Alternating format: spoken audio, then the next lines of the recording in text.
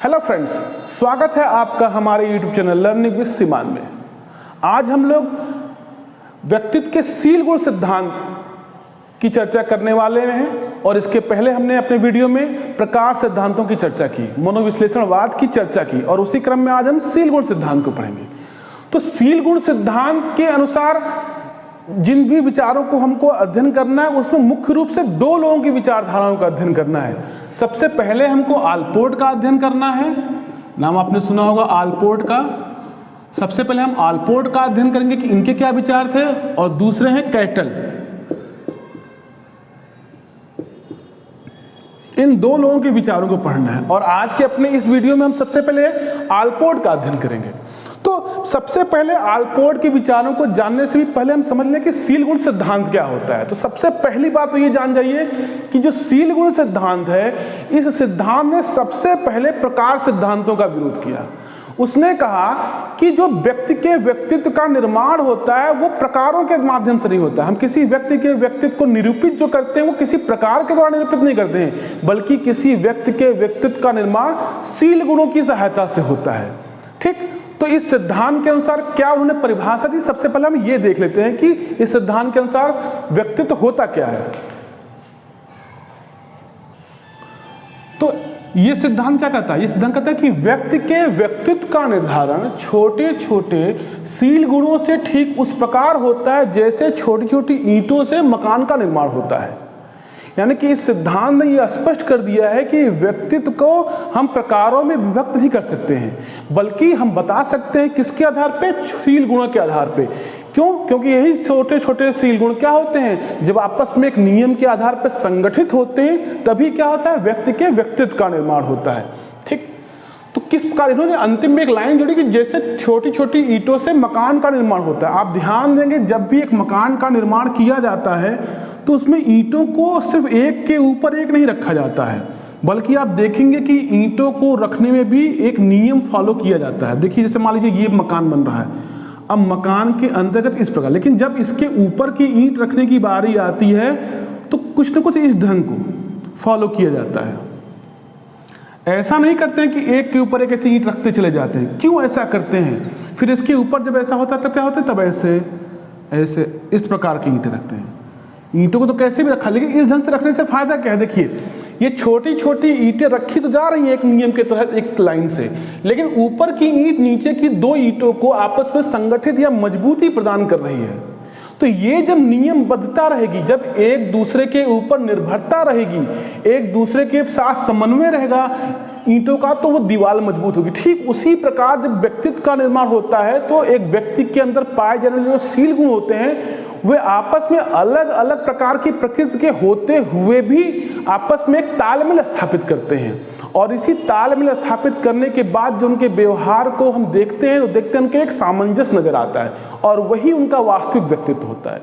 यानी कि व्यक्ति के व्यक्तित्व के निर्माण में सील गुणों के ढेर की आवश्यकता नहीं होता। ये नहीं होता है कि हम ढेर सारे सील गुणों को झुंड बनाकर रख लेते हैं उसके आधार पे एक व्यक्तित्व का निर्माण, बल्कि वो छोटे छोटे सील गुण क्या होते हैं? आपस में संगठित होते हैं एक विशिष्ट नियम के अनुसार।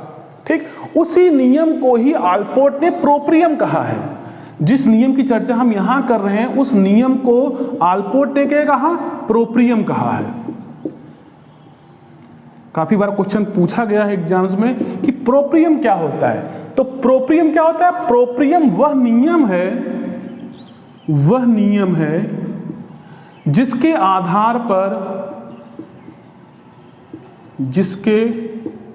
आधार पर सील गुण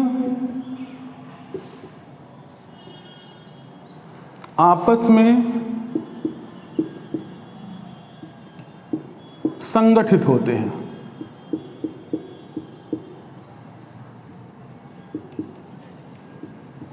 ठीक, तो प्रोप्रियम क्या है? एक नियम है। कौन सा नियम है? जिसके आधार पर सील गुण आपस में क्या होते हैं? संगठित होते हैं। ठीक, अभी पूछता है कि जो ये प्रोप्रियम है इसका अर्थ क्या होता है? तो प्रोप्रियम जो है वो लैटिन भाषा के एक शब्द, किस भाषा के शब्द?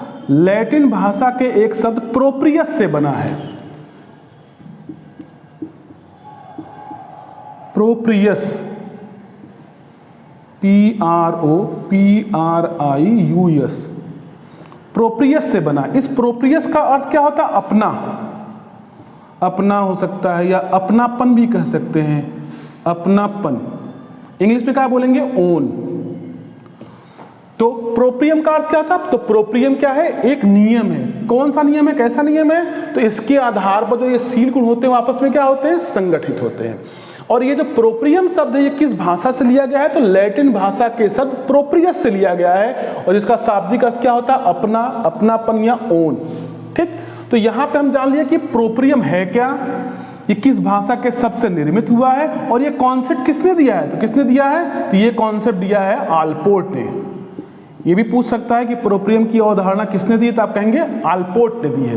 तो यहां तक हम ये समझ चुके हैं कि सील गुण सिद्धांत होता क्या है, उसने क्या कहा है, यह सिद्धांत किसका विरोध करता है? तो सील गुण सिद्धांत किसका विरोध करता है? प्रकार सिद्धांतों का विरोध करता है, टाइप थ्योरीज का विरोध करता है। इसके बाद इस सिद्धांत के अंतर्गत जिस नियमों की बात की गई है उस नियम को क्या बोलते हैं? तो प्रोप्रियम बोलते हैं। ये कॉन्सेप्ट किसने दिया है? तो आलपोर्ट ने दिया है। और प्रोप्रियम है क्या? तो एक नियम है जिसके आधार पर क्या होते हैं? सील गुण आपस में संगठित होते हैं।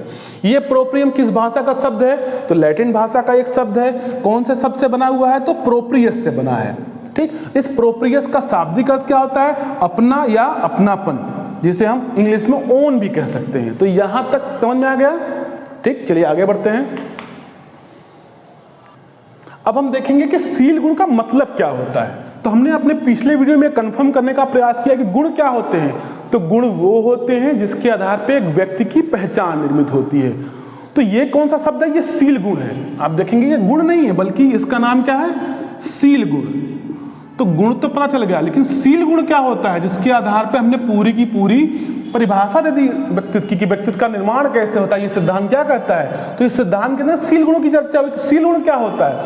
तो सील गुण भी गुण से ही बनते हैं, लेकिन सभी प्रकार के गुण सील गुण नहीं होते हैं, बल्कि जिस भी गुण में ये दो प्रकार की विशेषताएं, पहला कंसिस्टेंसी यानी कि संगतता,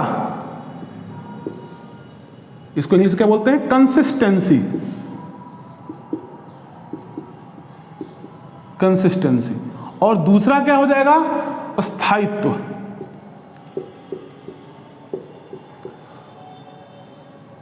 स्थायित्व को स्टेबिलिटी बोल सकते हैं। ठीक, यानी कि जब किसी गुण में ये दो विशेषताएं मिल जाती हैं तो वह गुण क्या बन जाता है? सील गुण बन जाता है। इसको संगतता को इंग्लिश में कंसिस्टेंसी बोलते हैं, और ये अस्थायित्व। देखिए, मनोविज्ञान या किसी भी व्यवहारिक विज्ञान के अंतर्गत कभी भी अस्थायित्व शब्द का मतलब पूर्ण स्थायित्व नहीं होता है।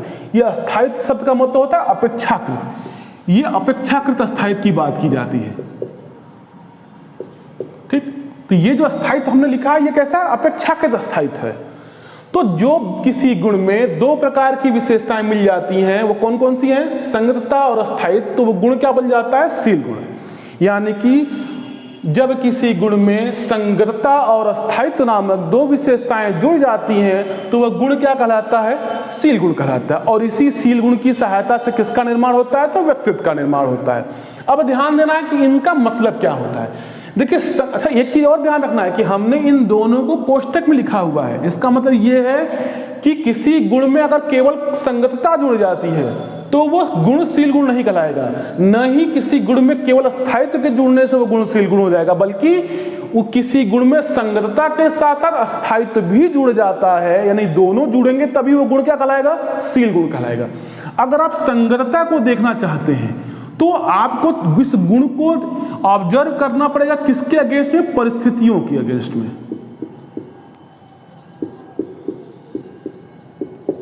परिस्थितियों के अनुपात में। ठीक, और स्टेबिलिटी को अगर आप देखना चाहते हैं तो इन्हीं गुणों का अध्ययन आपको करना पड़ेगा किसके अकॉर्डिंग? समय के अकॉर्डिंग। अब देखिए हम बताते हैं क्या होता है। जब किसी गुण को, अगर आप देखेंगे कि जब कोई गुण परिस्थितियों के बदलने के बाद भी बना रहता है तो उस गुण में क्या पाई जाती है? संगतता पाई जाती है। जैसे कि मान लीजिए कि बच्चा है जो घर पे जब तक रहता है तब तक बहुत ही सज्जनता का भाव प्रदर्शित करता है, एकदम सीधा साधा व्यक्तित्व अपना दिखा रहा होता है, लेकिन जैसे ही परिस्थितियां चेंज होती हैं और वह घर से बाहर निकलता है तो उसकी उद्दंडता चालू हो जाती है।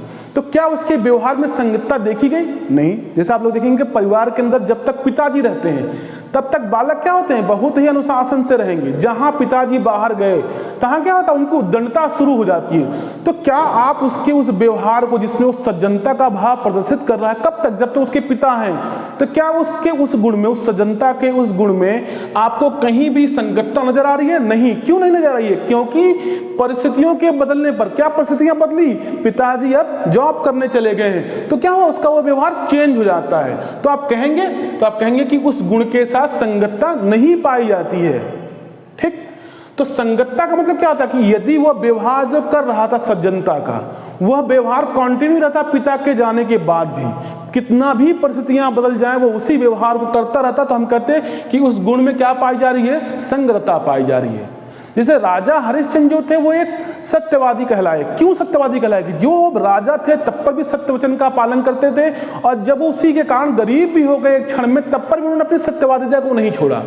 इसीलिए उनके अंदर जो पाया जाने वाला सत्यवादी वाला जो गुण था वो एक शील गुण था, और इसीलिए आज वो शील गुण ही उनके व्यक्तित्व का निर्माण किया, और ऐसा निर्माण किया कि हम आज भी राजा हरिश्चंद्र को उनकी सत्यवादिता के कारण जानते हैं, क्योंकि परिस्थितियों के बदलने के बाद भी उनके उस गुण में कोई परिवर्तन नहीं आया। अब आगे बढ़िए, तो संगतता का संबंध क्या होता है, परिस्थितियों से। यहां दूसरा देखिए, अस्थायित्व मतलब समय, मतलब समय के बीतने के बाद भी वो अपने अंदर उस गुणों को बनाए रखा हुआ है। जैसे कि लगातार कई वर्षों तक राजा हरिश्चंद्र ने सत्यवादिता का पालन किया, तब तो उनके अंदर पाए जाने वाला सत्यवादिता के गुण में क्या मिल गया, अस्थायित्व मिल गया। ठीक। तो क्या होगा, वह अस्थायित्व मिलने के बाद, संगतता पहले से मिली हुई थी, बहुत दिनों तक उन्होंने उस चीज को कंटिन्यू रखा, तो संगतता के साथ साथ अस्थायित्व भी मिल गया, और ये दोनों मिलने के बाद वो गुण क्या बन गया, शील गुण बन गया। अब वो शील गुण क्या करेगा, उनके व्यक्तित्व का निर्माण करेगा। तो इतना आपको याद रखना है कि शील गुण क्या होते हैं, जब किसी गुण में ये दो विशेषताएं जुड़ जाती हैं तो वो गुण क्या कहलाता है, शील गुण कहलाता है। संगतता को कैसे देखेंगे या परखेंगे, तो परिस्थितियों के अगेंस्ट। यदि कोई गुण संगतता मतलब परिस्थितियों के बदलने के बाद भी नहीं बदलता है, तो समझ जाइए कि उस गुण में कौन सी विशेषता पाई जा रही है, संगतता, यानी कि कंसिस्टेंसी पाई जा रही है। यदि वही गुण समय के बदलने के बाद भी ना बदले, तो समझिए कि उस गुण में क्या पाया जा रहा है, अस्थायित्व पाया जा रहा है। और जब ये दोनों चीजें पाई जाएंगी तो गुण क्या बन जाएगा, शील गुण पाया जाएगा। तो यहां तक आपको समझ में आया कि शील गुण क्या होता है। चलिए अब आगे बढ़ते हैं। अब देखेंगे आगे कि शील गुण सिद्धांत के अंदर किन के विचारधाराओं का हमें अध्ययन करना है। तो यहाँ पे हमको केवल दो मनोवैज्ञानिकों के विचारधाराओं का अध्ययन करना है। सबसे पहले हम पढ़ेंगे आलपोर्ट को, आलपोर्ट, और दूसरे हैं कैटल। हमको अपने इस सिद्धांत के अंतर्गत या इस डिस्कशन के अंतर्गत केवल दो मनोवैज्ञानिकों का अध्ययन करना है, आलपोर्ट का और कैटल का। और आज अपनी इस वीडियो में हम किसका अध्ययन करेंगे, आलपोर्ट के विचारों का केवल अध्ययन करने वाले हैं। ठीक है, तो हम सबसे पहले शुरू करते हैं आलपोर्ट के विचारों का अध्ययन। देखिए, तो जब भी व्यक्तित्व को स्पष्ट करने की बात आती है तो आलपोर्ट ने क्या किया है,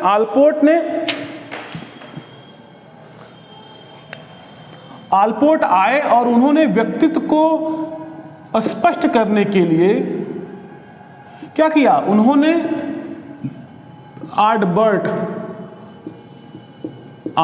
ये नाम याद रखिएगा। आलपोर्ट ने आर्टबर्ट के साथ मिलकर ढेर सारा रिसर्च किया, और उसके बाद उन्होंने क्या किया, 17,953 लगभग 17,953 ऐसे शब्दों की खोज की जिसके द्वारा व्यक्तित्व को परिभाषित किया जा सकता था, या कह सकते हैं व्यक्तित्व को अभिव्यक्त किया जा सकता था।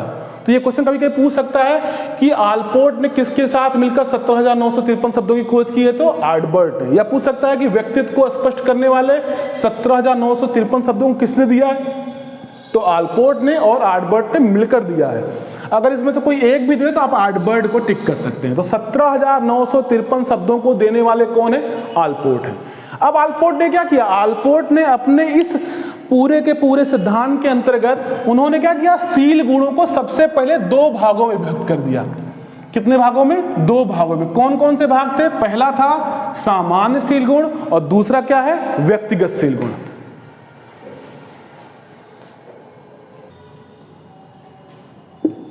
तो तो सील गुणों के उन्होंने कितने भागों में बांट दिया, किसने, आल्पोर्ट ने। तो आल्पोर्ट ने सील गुणों को सामान्य सील गुण और व्यक्तिगत सील गुण दो भागों में पहले बांट दिया।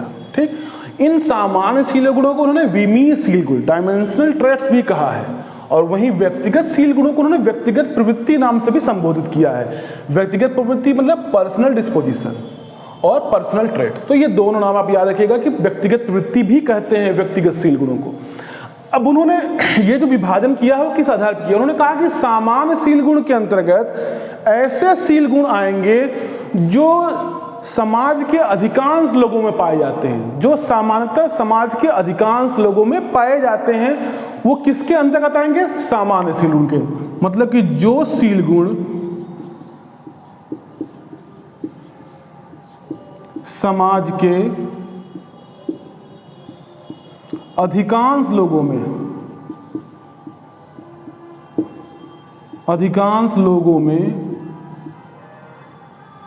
पाए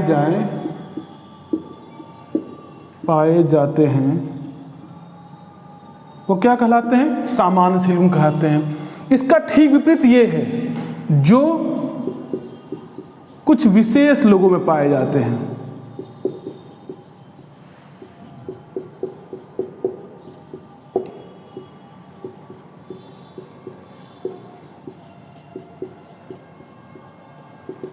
ठीक, तो सामान्य सील गुण वो हैं जो क्या होते हैं, समाज के अधिकांश लोगों में पाए जाते हैं, वो सामान्य सील गुण, और जो कुछ समाज के कुछ विशेष लोगों में पाए जाते हैं वो व्यक्तिगत सील गुण या व्यक्तिगत प्रवृत्ति भी उन्हें कहा जाता है।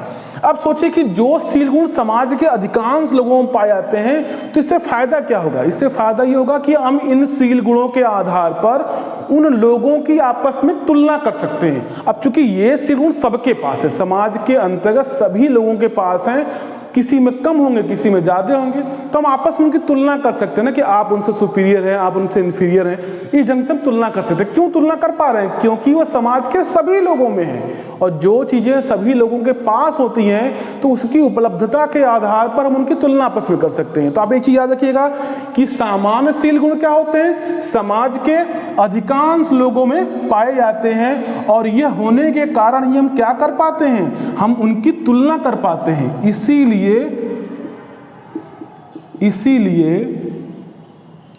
इसके आधार पर उनकी तुलना संभव है। ठीक, यानी कि वह कौन सा सील गुण है जिसके आधार पर समाज के लोगों की तुलना करना संभव है, तो आप कहेंगे सामान्य सील गुण। क्यों संभव है, क्योंकि वह समाज के अधिकांश लोगों में पाए जाते हैं, कुछ में कम पाए जाते हैं, कुछ में अधिक मात्रा में पाए जाते हैं। वहीं दूसरी ओर आएंगे, यहाँ पे क्या लिखा है, जो कुछ विशेष लोगों में पाए जाते हैं। इसका मतलब अगर ये कुछ विशेष लोगों में पाए जाते हैं तो इसके आधार पर हम लोगों की तुलना नहीं कर सकते हैं, लोगों की तुलना करना संभव नहीं है।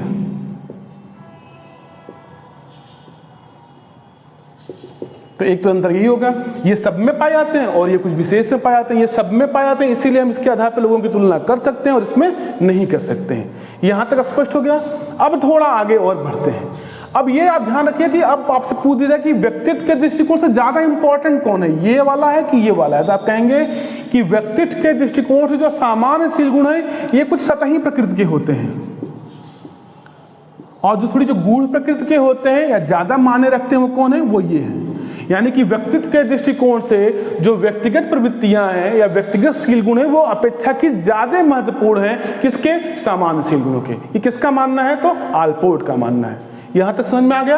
अब इसके आगे क्या हुआ, इसके आगे आल्पोर्ट ने इन व्यक्तिगत प्रवृत्तियों को 3 भागों में बांट दिया है। चलिए उसको देखते हैं किन किन भागों में बांट दिया। तो आल्पोर्ट ने क्या किया, आल्पोर्ट ने इन व्यक्तिगत प्रवृत्तियों को कुल 3 भागों में बांट दिया। कॉर्डिनल या मुख्य प्रवृत्ति, इंग्लिश में भी कॉर्डिनल कहते हैं, केंद्रीय प्रवृत्ति यानी सेंट्रल डिस्पोजिशन, और गौण प्रवृत्ति यानी कि सेकेंडरी डिस्पोजिशन। यहाँ पे डिस्पोजिशन के स्थान पर ट्रेट शब्द का भी इस्तेमाल कर सकते हैं। अब देखिए कि ये जो वर्गीकरण है, यानी कि ये जो व्यक्तिगत प्रवृत्तियों को बांटा गया है, ये क्षमताओं के आधार पर बांटा गया है। ये देखिए, ये क्षमताओं के आधार पर ही वर्गीकरण हुआ है। जिस भी व्यक्तिगत प्रवृत्ति की क्षमता सबसे कम होगी वो गौण प्रवृत्ति में, जिसकी क्षमता उससे थोड़ी और बेहतर होगी वो केंद्रीय में, और जिसकी क्षमता सबसे ज़्यादा होगी वो कहाँ होगी, वो कार्डिनल या मुख्य प्रवृत्ति में होगी। अब ये सोचने की बात है कि जिसकी क्षमता सबसे ज़्यादा होगी वो कहाँ हो जाएगा, मुख्य प्रवृत्ति में। तो अगर आपके अंदर कोई गुण ऐसा है जिसकी क्षमता बहुत ही ज़्यादा है तो क्या होगा, तो अगर उसकी क्षमता बहुत ही ज़्यादा है, वो बहुत ही अधिक शक्तिशाली है, तो आपके अंदर पाए जाने वाले जो और शील गुण हैं जिसकी क्षमता कम है वो उसके ऊपर हावी हो जाएगा। तो यानी कि जिस भी व्यक्ति के अंदर कार्डिनल प्रवृत्ति वाला शील गुण पाया जाता है या व्यक्तिगत प्रवृत्ति पाई जाती है, उसके सभी प्रकार के व्यवहारों में वही शील गुण क्या होता है, हावी होता है। ठीक, तो यहाँ पे समझते रहिएगा कि ये जो वर्गीकरण किसके आधार पे, क्षमता के आधार पे। तो इसमें सबसे पहले हम पहले वाले को देखते हैं कि कार्डिनल प्रवृत्ति या मुख्य प्रवृत्ति क्या है। तो आपको ध्यान देना है कि कार्डिनल प्रवृत्ति जैसे हमने लिखा है मुख्य, यानी कि यह व्यक्ति का इतना अधिक शक्तिशाली शील गुण होता है कि जिस भी व्यक्ति में पाया जाता है वह व्यक्ति अपने उसी गुण के कारण विश्वविख्यात हो जाता है। अब सोचिए कि अगर आपके अंदर क्या कोई ऐसा शील गुण है जिसके आधार पर आप विश्वविख्यात हैं, अगर नहीं है तो आपके अंदर कोई भी कार्डिनल प्रवृत्ति वाला शील गुण नहीं पाया जाता है। तो ढूंढिए फिर कि ऐसा कौन है जो कि विश्वविख्यात है। तो हम सबसे पहले भी चर्चा कर चुके थे ठीक पहले ही राजा हरिश्चंद्र की। तो राजा हरिश्चंद्र अगर विश्व में जाने जाते हैं तो क्यों जाने जाते हैं, तो अपनी सत्यवादिता के कारण जाने जाते हैं। इसका मतलब उनके अंदर जो कार्डिनल प्रवृत्ति वाला शील गुण था वो कौन सा था, सत्यवादिता। और सोचिए कि उनकी सत्यवादिता इतनी ज़्यादा हावी थी कि सत्यवादिता ने उनके अंदर पाए जाने वाले और गुणों, दया वगैरह को क्या कर दिया था, खत्म कर दिया था। आपको याद होगा कि जब राजा हरिश्चंद्र ने अपना पूरा राजपाट दान देकर वो चले आए और एक जगह वो जहाँ पे स्मशान घाट होता है वहाँ पे वो क्या जॉब कर रहे थे, तो कार्य कर रहे थे, अपना जीवन यापन कर रहे थे। तो अपने बेटे की मृत्यु के बाद जब उनकी माँ, मतलब उनकी जो पत्नी थी, वो बेटे को लेके वहाँ पहुँची दाह संस्कार के लिए, तो वो उनसे भी क्या हो रहा, उसके पैसे मांग रहे थे। मतलब कि एक पिता का जो कर्तव्य है या एक नार्मी जो मानवीय मूल्य है उसके अगेंस्ट उन्होंने क्या किया, अपने सत्यवादिता को बनाए रखा। तो यानी कि क्या हुआ, वो शील गुण उनके अंदर पाए जाने वाले सभी शील गुणों के ऊपर क्या था, हावी था। इसीलिए वो अपने उस गुण के कारण क्या हो गए, विश्वविख्यात हो गए। तो आपसे कोई पूछे कार्डिनल प्रवृत्ति किसे कहते हैं, तो व्यक्ति के अंदर पाए जाने वाला वह शील गुण जिसके आधार पर विश्वविख्यात हो जाता है, तो वह शील गुण कौन सा होता है, कार्डिनल प्रवृत्ति। इसका मतलब कि वह गुण क्या होता है, आपके व्यक्तित्व का सबसे अधिक शक्तिशाली गुण होता है, जो कि समाज के बहुत ही कम लोगों में पाया जाता है। ठीक, यानी कि सर्वाधिक स्ट्रांग यही होता है,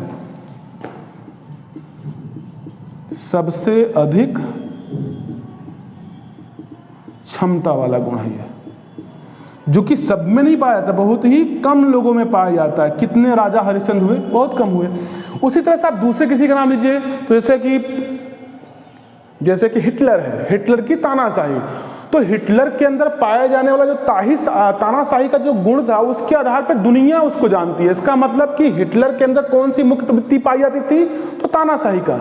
अच्छा, इसमें खास बात ये होती है कि इसको पहचानने के लिए आप पहचान सकते हैं कि ये गुण इतने ज़्यादा शक्तिशाली होते हैं कि उस व्यक्ति के नाम के पर्याय बन जाते हैं। क्या बन जाते हैं, व्यक्ति के नाम के पर्याय, मतलब पर्यायवाची बन जाते हैं।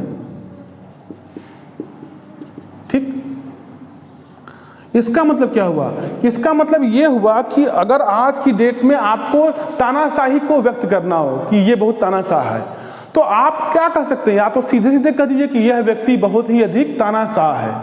जैसे हम किम जोंग की बात करें तो किम जोंग आज की डेट में बहुत बड़ा तानाशाह है, तो उसके स्थान पर हम ये भी कह सकते हैं कि किम जोंग हिटलर से कम नहीं है, तो भी लोग समझ जाएंगे कि वो भी क्या है, बहुत बड़ा तानाशाह है। यानी कि हम यहाँ पे उस गुण का जिक्र नहीं किए, बल्कि उस गुण को धारण करने वाले हिटलर का जिक्र किए। यानी कि उस व्यक्ति के अंदर वह गुण इतनी सीमा तक पाया गया, इस क्षमता का पाया गया कि उसके नाम का ही पर्याय बन गया। जैसे कि अगर आज की डेट में आप लोग क्या करते हैं, बहुत ही ज़्यादा क्या करते हैं, सोते हैं अगर, तो आपके घर वाले क्या करते हैं, एकदम कुंभकर्ण हो गया है, अब बहुत ही खा लेंगे तो घटोत्कच का जिक्र करने लगते हैं लोग।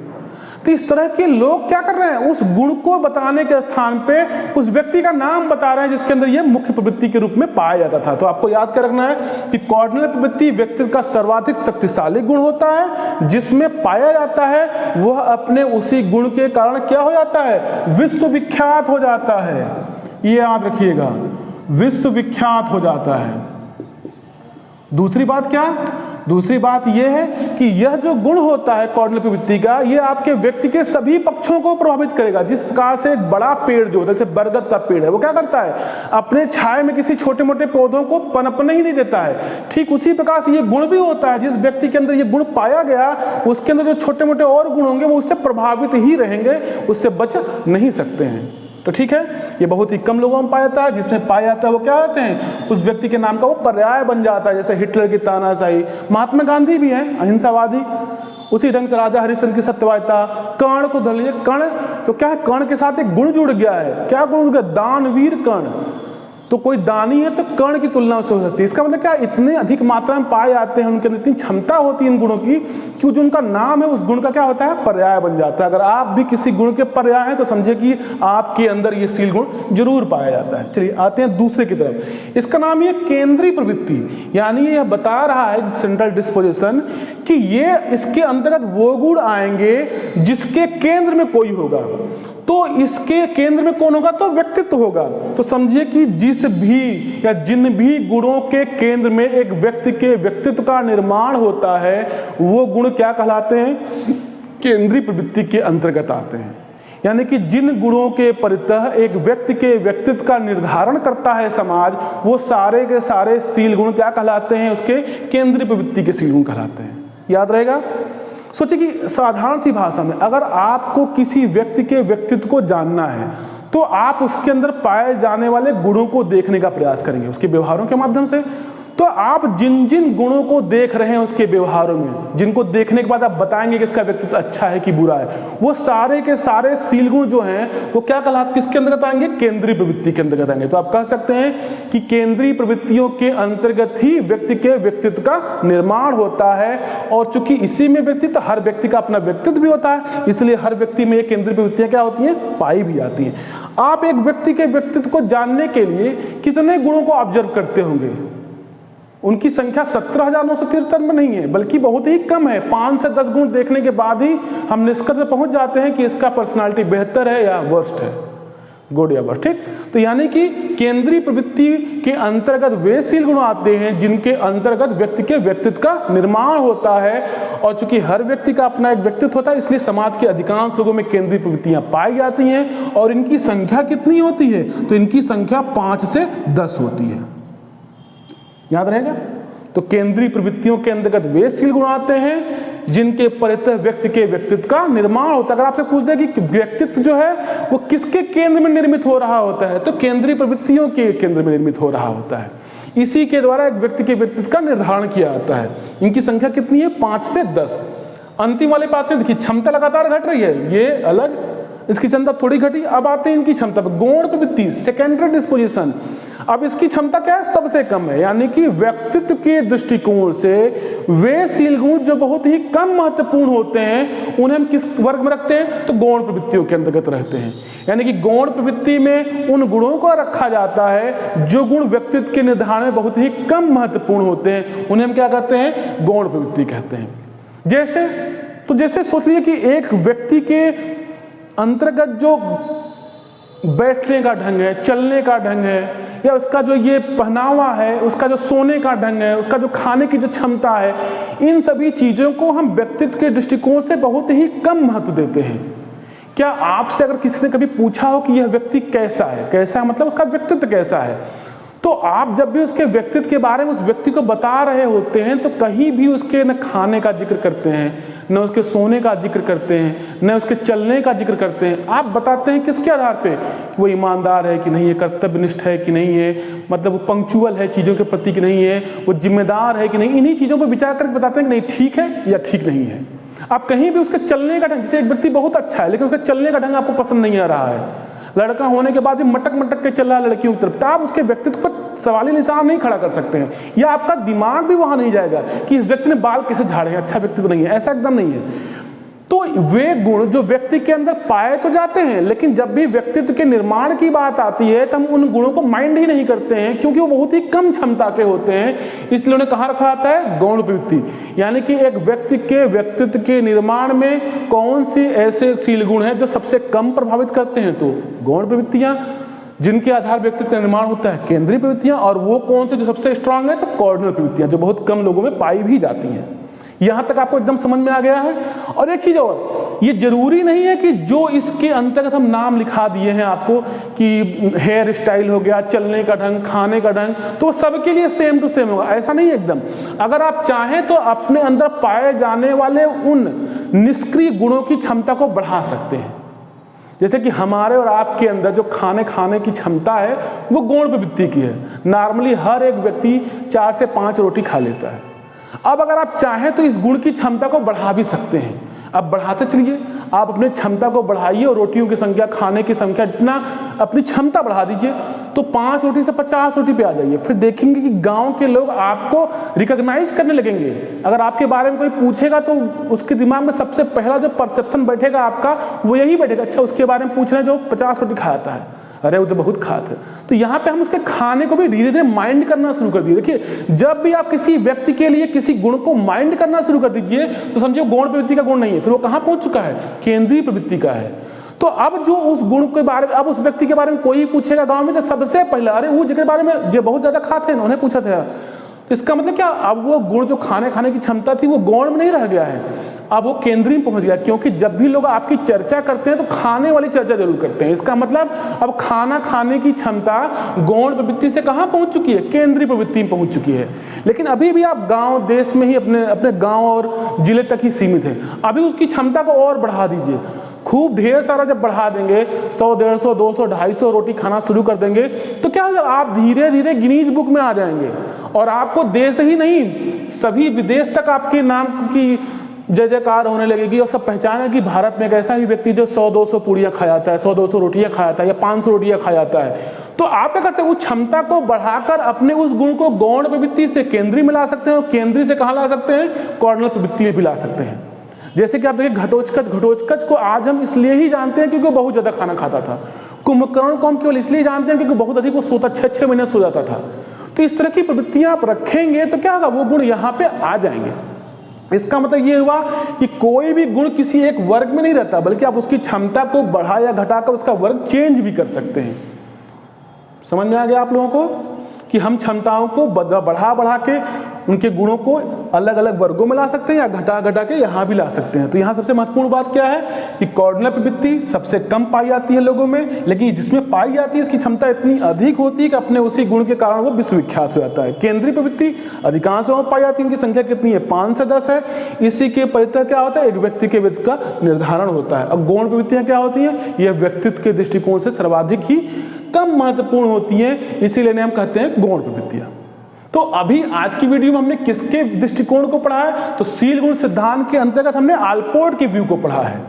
हमने अपने वीडियो में, जब हम अगला वीडियो आपके सामने लेकर आएंगे तो उसमें हम कैटल की व्यू को पढ़ेंगे कि कैटल का क्या दृष्टिकोण है आलपोर्ट को लेकर। यह ध्यान रखिए कि आलपोर्ट ने शील गुण सिद्धांत में अपना दृष्टिकोण सबसे पहले प्रस्तुत किया।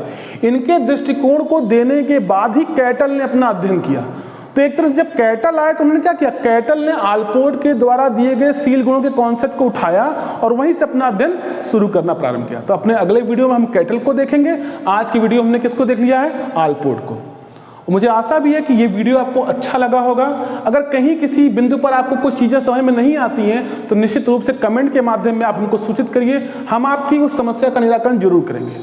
अगर आपको ये वीडियो अच्छा लगा हो तो इसे लाइक करना न भूलिए, और अगर आप हमारे इस चैनल पर नए हैं तो इसे सब्सक्राइब करना न भूलिए, शेयर करना न भूलिए। धन्यवाद।